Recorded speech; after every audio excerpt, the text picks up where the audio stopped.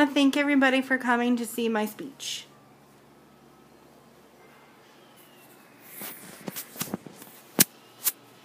My speech is about, is the United States government doing enough to prevent pandemics?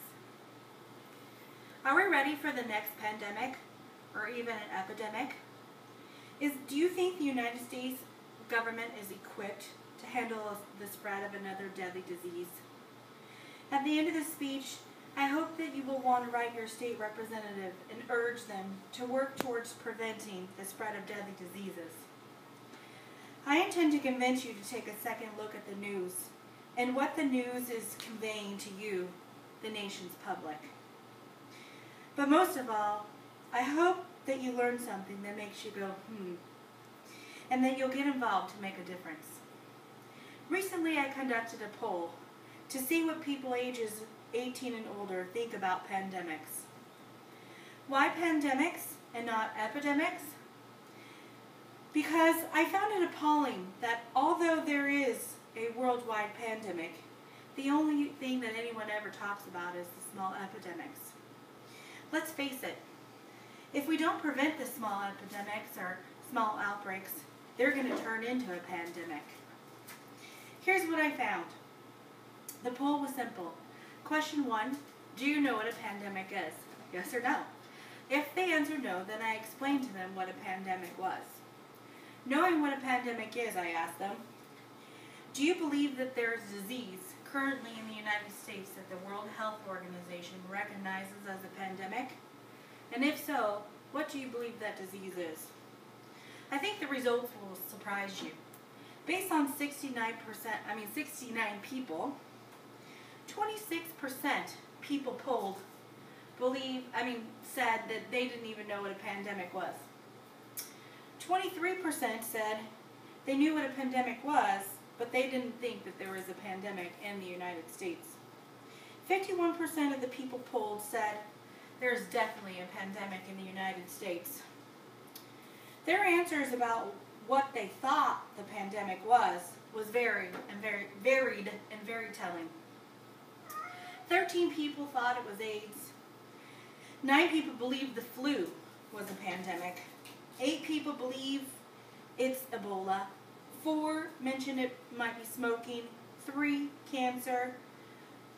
2 thought there were multiple pandemics, and the government just wasn't telling us about it. I received numerous one-off answers, such as global warming, worldwide debt, drought, and violence. Amazingly, 2 people seriously said stupidity is a pandemic. Do you know what the real pandemic is?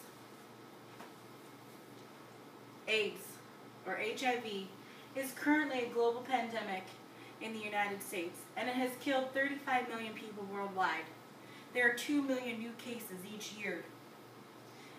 Don't you think we should have known more about this pandemic? Why isn't it in the news more often? Do you believe the failure to emphasize AIDS as a pandemic is because the mainstream media applies scare tactics instead of reporting the facts? So we cannot even make our own decisions on the spread of deadly diseases? The following pictures show some of the headlines recently in the news. Adult dies of plague in Colorado. Congo measles outbreak affects 20,000 people. Ebola, SARS, MERS, smallpox, leprosy, and malaria have all been reported by the news media in the United States this year. The virus that stands out in what I believe is most overly reported is the possible pandemic of Ebola. In September 2014, media reported non-stop about the outbreak in Africa, sensationalizing the Ebola outbreak. Media Matters from America indicated the reports were used to boost ratings for the midterm elections. 4 weeks leading up to the elections, there were 1,000 media reports. Just 2 weeks after the elections, there were only 39. During this media frenzy, the debate.org reported 43% of Americans believed that the media were making too much of the Ebola crisis, and Homeland Security had enough to do in other places. At the same time, the Center for Disease Control, or the CDC, stated that if the Ebola epidemic wasn't curtailed, 1.4 million people would be infected by January 2015, which would further increase the risk of it spreading to other nations, such as the U.S. Just 8 months ago, many Americans believed that Ebola was a threat to their family, and they were going to keep them safe at any cost. So what's my point? You remember my poll? 23% of people believed that there is no pandemic. How can Americans fight something they don't even believe exists? Some people may have become indifferent to the day-to-day struggles of fighting deadly diseases. They may think that the deadly disease will never affect them. On the other hand, 51% of the people polled believe that their homeland is infected with a deadly disease. And it's not just an epidemic, it's a pandemic. Then what are they doing to protect themselves? Stricter compliance with biosafety health guidelines is required to prevent epidemics from spreading into pandemics.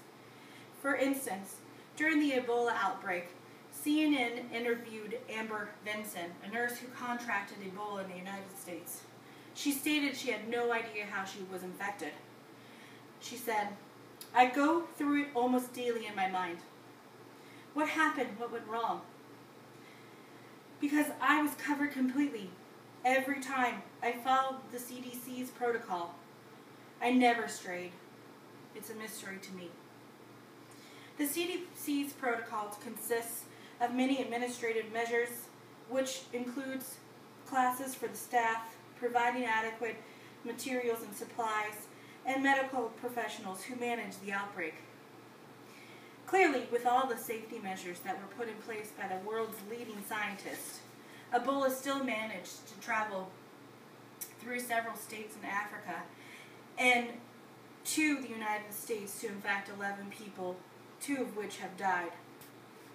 Homeland Security has not done enough to prevent the spread of these deadly diseases in the United States: plague, AIDS, SARS, and the measles. While many individuals believe that by its nature an epidemic cannot be controlled, experts agree that more can be done to prevent these viruses from spreading and becoming a pandemic. Misinformation, quarantine policies, lack of government involvement, and unclear safety procedures will not keep the viral outbreaks contained. The government should take note and set policies with stronger prevention standards. The health organizations need to make it clear to the nation's public how they are going to change the way deadly outbreaks are treated. The U.S. government and the world media, until the U.S. government and the world media is transparent with the details on the realness of the threats and what measures have been and will be taken to combat these threats, we must remain diligent and protect ourselves. Don't be ambivalent to other people's suffering. Continue the fight to find cures to the world's deadliest diseases. I urge you to write or call your state representative and demand that they demand the improvement of the Homeland Security policies and procedures.